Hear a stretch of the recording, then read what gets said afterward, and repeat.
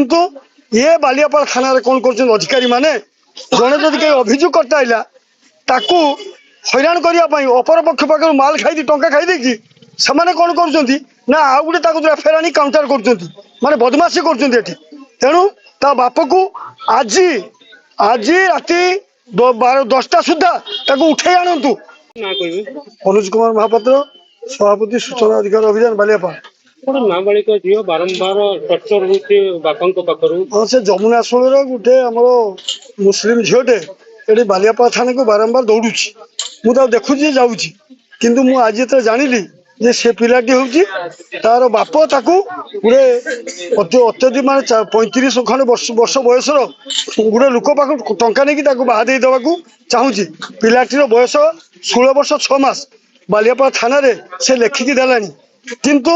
ये बालियापाल थाना कौन कर अधिकारी माने जड़े जदि कहीं अभियोग करता है ताकू हैरान करने अपर पक्ष पाखर माल खाई टंका खाई से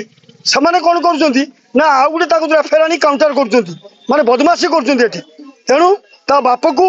आज आज राति 10टा सुधा उठे आणतु ता बाप को